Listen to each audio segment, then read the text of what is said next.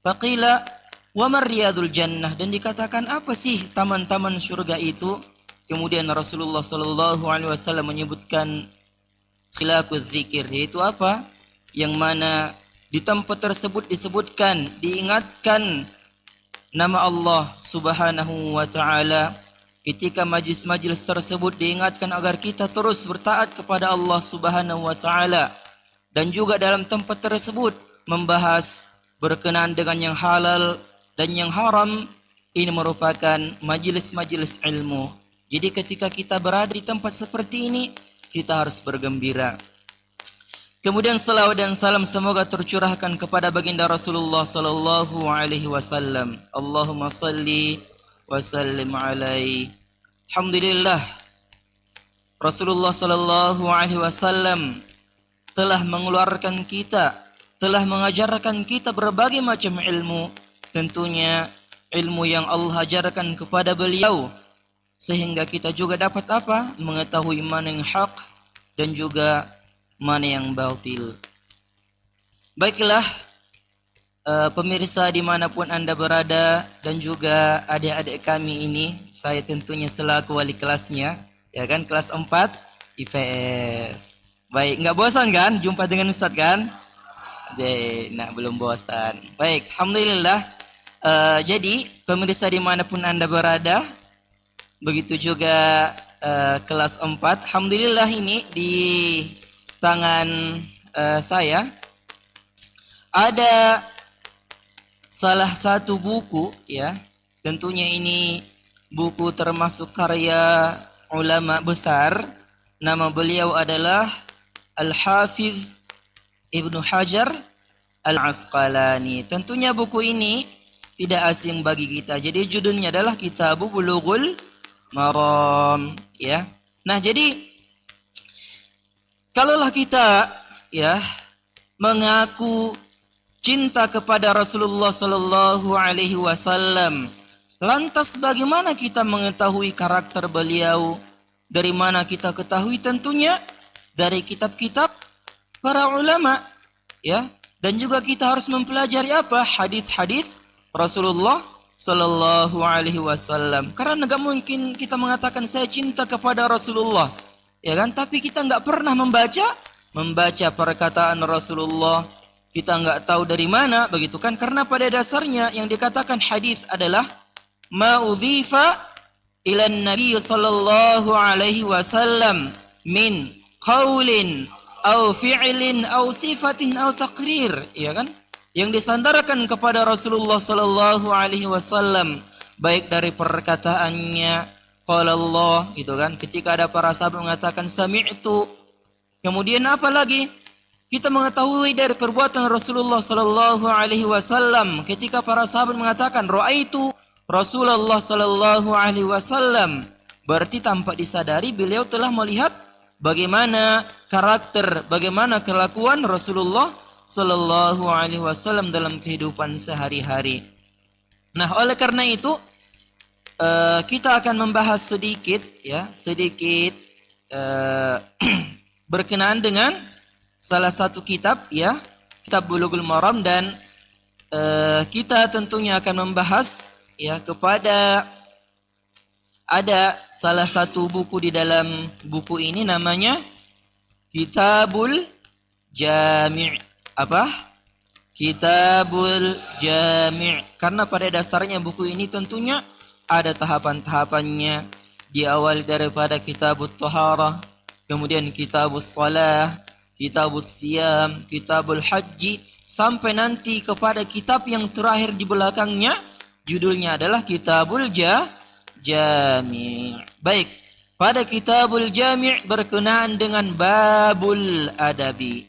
Babul adabi. Baik, tentunya kita berharap, ya, majelis ilmu ini Allah berikan rahmatnya, Allah turunkan sakinahnya kepada kita, dan juga kita siap, ya, juga bertahan agar Allah berikan kepada kita petunjuk dan juga rahmatnya. Kita siap mendengarkan, ya, karena yang kita bahasnya adalah hadis Rasulullah sallallahu alaihi wasallam. Baik, Langsung saja kita masuk kepada hadis yang pertama.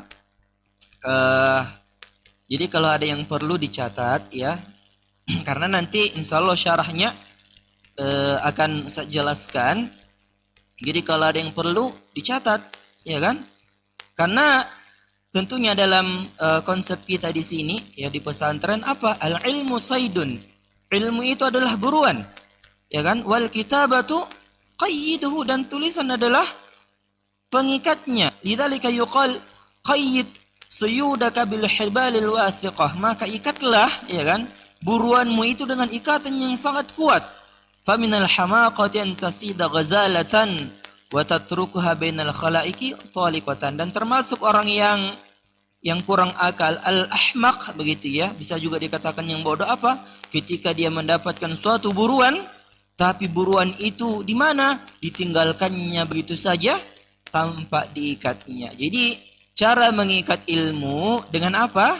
Dengan tulisan. Baik, kita lanjut saja. Hadis yang pertama adalah An Abi Hurairah radhiyallahu anhu qala qala Rasulullah sallallahu alaihi wasallam haqqul muslimi 'alal muslimi sittun idza laqitahu fasallim alaihi wa idza da'aka fa'ajibhu wa idza istansahaka fansahhu wa idza 'atisa fahamidallaha fashammithu wa idza marida fa'udhu wa idza mata fatba'hu. Dalam hadis lain fattabi'hu begitu ya, rawahu Muslim.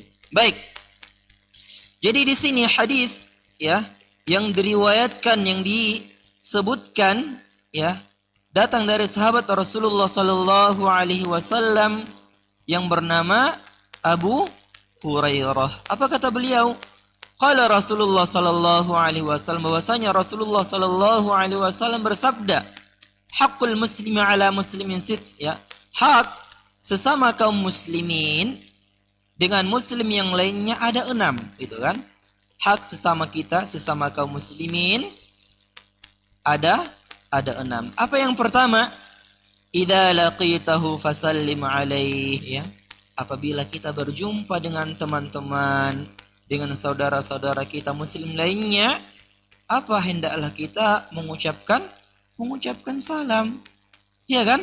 Karena ketika kita mengucapkan salam kepada kawan kita akan tumbuh rasa cinta, yang mana mungkin ketika sesama dia dengan kawannya ada pertikaian, ada permusuhan, tapi ketika kita ucapkan dahulu salam, jadi akan muncul rasa cinta. Ingatlah bahwasanya ya, dalam hadis lain Rasulullah sallallahu alaihi wasallam bersabda ya, la tadkhulul jannata hatta tu'minu, ya. Kalian, kata Rasulullah, tidak akan masuk ke dalam surga hatta tu'minu, sebelum kalian beriman.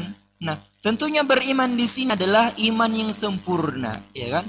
Kita tidak akan dikatakan seorang yang beriman dengan iman yang sempurna kecuali kita apa? Kita tidak akan masuk surga kecuali kita beriman kepada Allah Subhanahu wa taala. Tentunya di sini kamalul iman, ya, iman dengan sempurna. Apalagi hatta tu'minu, sampai kalian beriman. Kemudian apa lagi? Wala tu'minu hatta tahabbu, dan kalian tidak akan dikatakan beriman kecuali kalian saling mencintai sesama kalian, ya kan? Kemudian Rasulullah melanjutkan, awala adullukum ala syai'in idza fa'altumuhu tahabbtum. Mau enggak kalian saya tunjuk, kata Rasul, mau enggak saya tunjukkan kepada kalian? Mau enggak saya ajarkan kepada kalian? Apabila kalian melakukan ini, mengamalkan ini, tahabbtum, kalian akan saling mencintai, akan muncul rasa harmonis di antara kita. Yaitu apa? Afshus salama bainakum. Hendaklah kalian saling apa? Saling mengucapkan salam sesama kalian. Begitu ya. Jadi kita harus apa? Kita harus amalkan ini tentunya agar kehidupan kita damai, tentram, tidak ada permusuhan di antara kita, ya kan? Tentunya ada sebuah kisah ya, sebuah kisah di masa Rasulullah sallallahu alaihi wasallam, yaitu ada salah seorang pendeta, seorang rahib gitu ya, dari kaum Yahudi. Tapi tentunya beliau ya seorang Yahudi ini dia masuk ke dalam agama Islam. Ini termasuk salah seorang sahabat, tapi dia dari golongan dari kaum Yahudi yang bernama Abdullah bin Salam. Ya, dia seorang Yahudi. Jadi tentunya berita tentang kenabian Rasulullah sallallahu alaihi wasallam sudah sampai ke telinga orang-orang Yahudi, ya kan? Nah, saat itu Rasulullah ketika sampai di Madinah, yaitu hijrah dari Makkah ke Madinah, ya kan? Ketika sampai beliau ke Madinah, tentunya pendeta ini, rahib ini, Yahudi ini yaitu Abdullah bin Salam mendengar bahwasanya kedatangan di Madinah telah sampai Rasulullah, begitu kan? Beliau tentunya dengan antusias ingin melihat betul enggak ini Rasulullah. Ya kan, dia lihat dulu, tentunya dia pelajari dalam kitab mereka, dilihat dulu tanda-tandanya gitu kan. Setelah melihat tanda-tandanya, dia meyakini bahwasanya ini adalah Rasulullah sallallahu alaihi wasallam. Apa kata beliau? Kalimat yang pertama beliau dengarkan, ya kan, dari lisan Rasulullah sallallahu alaihi wasallam apa?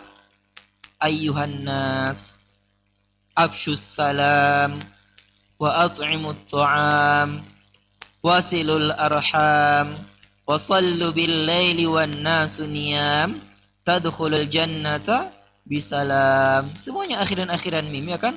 Nama periwayat juga Abdullah bin Salam. Apa kata beliau? Hai sekalian manusia, gitu kan? Afshus salam, tebarkanlah salam.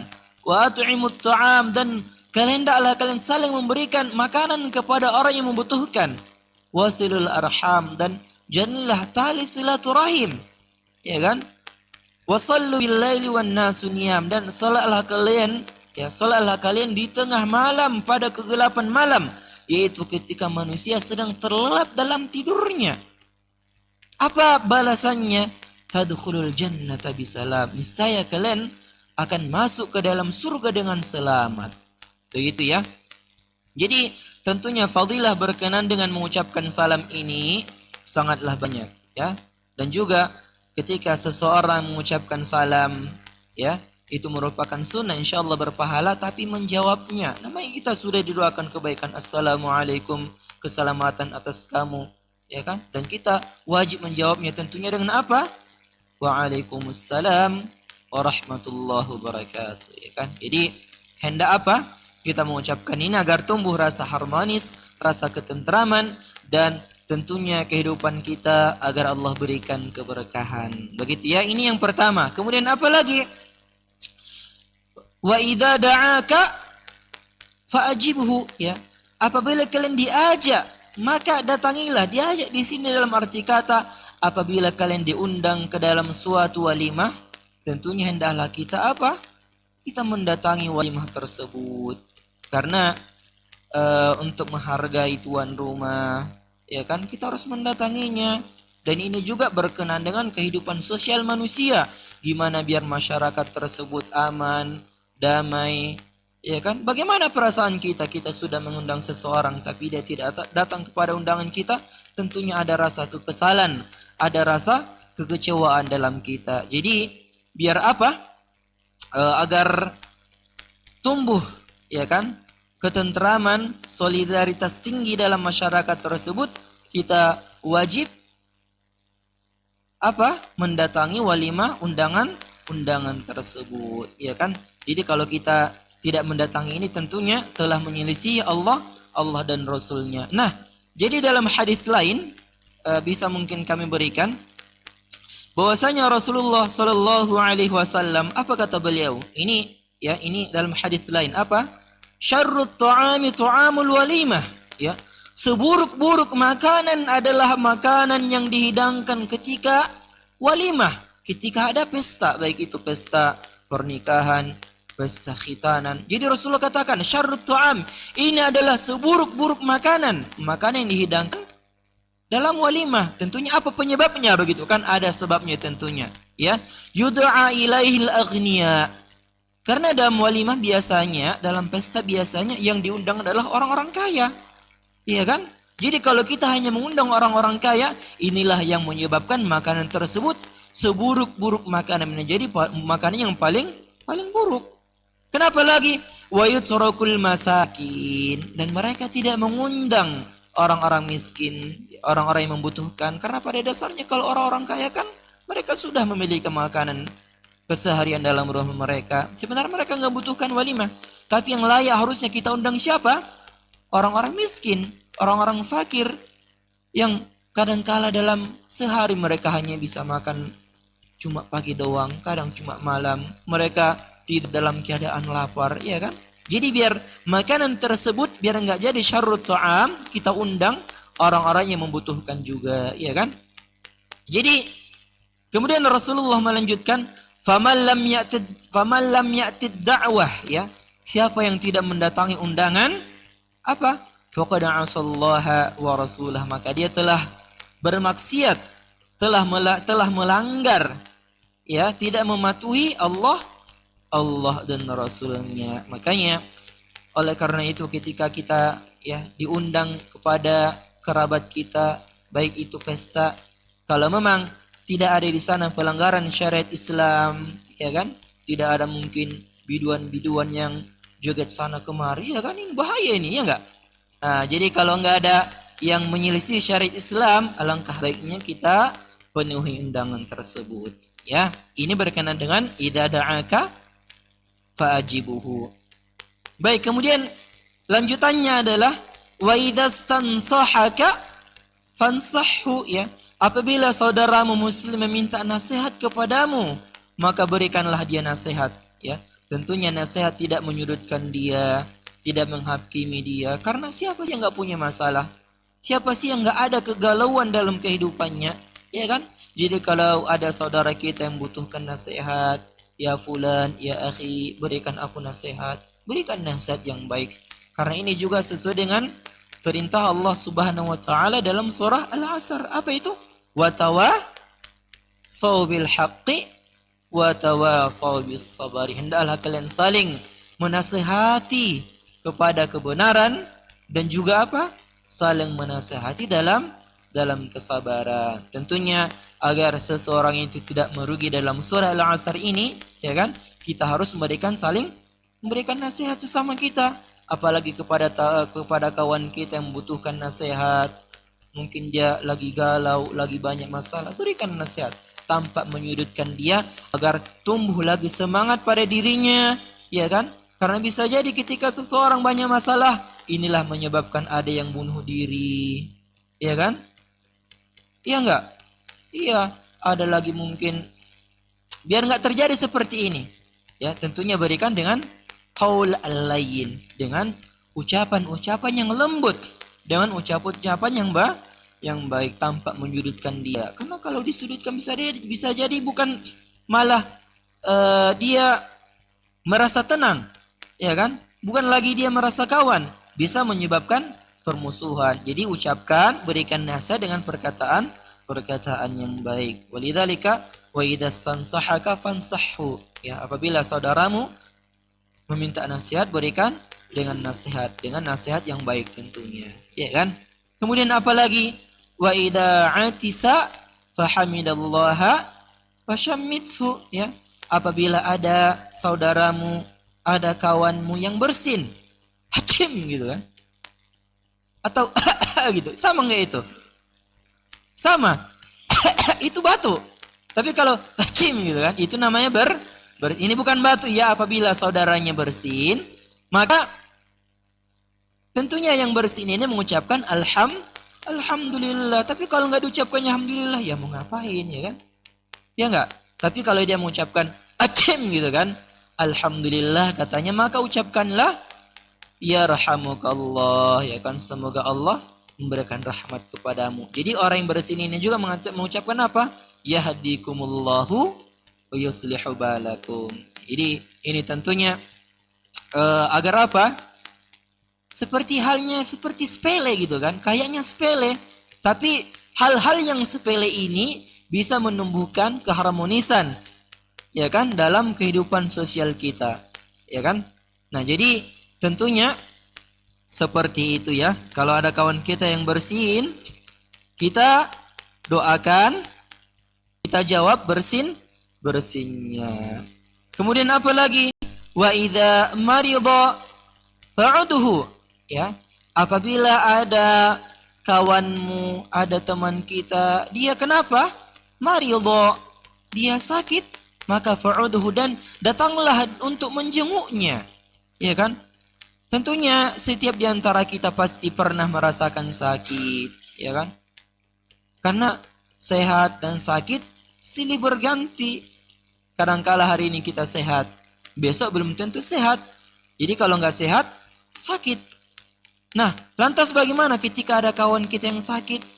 Untuk menghiburnya, biar dia nggak merasa sedih, biar dia nggak merasa terus-menerus dalam kesedihan. Ya, tentunya ada hak di antara kita, ya. Datangi, kunjungi dia, mungkin seminimal-minimal doakan, ya fulan syafakallah syifaan ajilan, ya. Ya akhi, semoga Allah memberikan kepadamu kesehatan. Minimal seminimal-minimalnya adalah doakan orang yang sakit ini.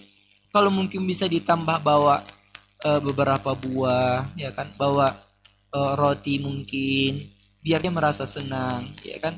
Tapi biasanya orang yang sakit ini kan nggak selera makan.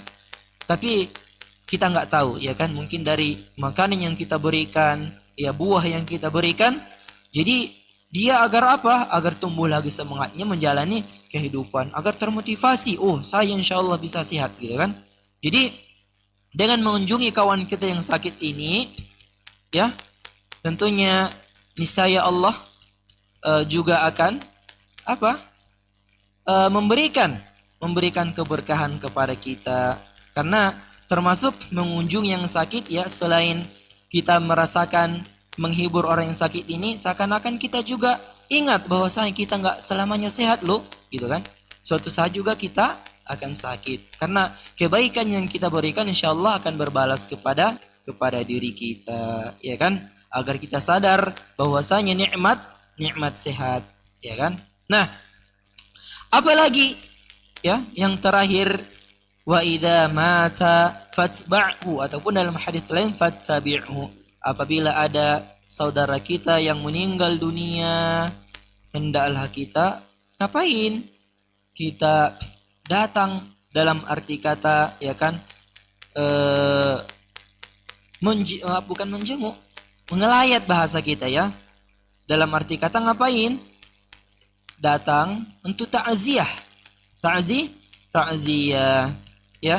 Jadi biar apa? Biar kita ingat juga bahwasanya kita nggak selamanya hidup dan mati silih berganti. Karena al-kais, ya, orang yang cerdas pada dasarnya apa? Dia yang selalu mengingat, ya. Dia yang selalu mengingat bahwasanya nggak selamanya loh dia sehat. Dia juga kelak apa? Nggak selamanya dia hidup, kelak dia juga akan mati seperti orang tersebut. Karena tentunya pahala, ya, dalam hadis lain, pahala yang ikut salat jenazah baginya pahala satu qirat, ya. Orang yang datang takziah, ingat, dia ikut salat jenazah, maka pahalanya adalah satu qirat. Dan ketika dia ikut mengiringi ke pemakaman sampai selesai pemakaman, dia juga mendapatkan satu qirat. Berarti dia mengikuti salat jenazah dan ikut ke pemakaman, dalam arti kata menguburkannya, berarti dia mendapatkan dua qirat. Dan ditanya, sebesar apa sih? Bagaimana sih satu qirat itu? Satu qirat adalah sebesar gunung Uhud, Jabal Uhud. Jadi bayangkan pahala sebesar itu, ya. Mungkin kita tiap hari sholat terus menerus, kita bersedekah terus menerus, belum tentu pahala yang kita dapatkan sebesar satu qirat. Tapi ini hadis yang jelas kata Rasulullah. Ini bukan perkataan saya, ya, tapi perkataan Rasulullah. Apa? Yang ikut sholat satu qirat, yang ikut menguburkan jenazah baginya juga satu qirat. Berarti orang yang melakukan yang dua perkara ini, maka baginya dua 2 qirat. Ya kan, tentunya pahalanya sangat sangat besar ya. Dan tentunya itu juga biar kita zikrul maut, zikrul maut, agar kita mengingat ya kelak kita juga akan meninggal dunia. Oleh karena itu hadis ya yang berkenaan dengan babul adab ini ya, hak muslim sesama muslim ini merupakan memperkuat ukhuwah di antara kaum muslimin dan menumbuhkan empati, kasih sayang serta menyatukan kaum muslimin, yaitu menyatukan hati kaum muslimin. Jadi inilah kurang lebih yang dapat kami sampaikan. Oleh karena itu kita ingat ya, semoga apa yang kami sampaikan ini bermanfaat bagi diri kami sendiri tentunya, dan juga kepada para pemirsa dimanapun Anda berada, serta kepada anak-anak kami yaitu kelas 4 IPS ya. Nggak bosan kan mendengarkan Ustaz terus kan? Di kelas, ceramah gitu kan, ini lagi ceramah gitu ya. Nggak, ingat tentunya majelis ilmu adalah majelis yang Allah berikan keberkahan di sana ya, Allah berikan ketenangan. Dan kadang-kala saking tenangnya ngantuk dia begitu kan. Baik, mungkin yang dapat kami sampaikan, semoga Allah Subhanahu wa taala terus memberikan kita ilmu yang bermanfaat ya. Allah berikan kita istiqamah menjalankan perintah-perintah Allah Subhanahu wa taala dan menjauhi larangannya. Subhanakallahumma bihamdika asyhadu an la ilaha illa anta astaghfiruka wa atubu ilaika. Assalamualaikum warahmatullahi wabarakatuh.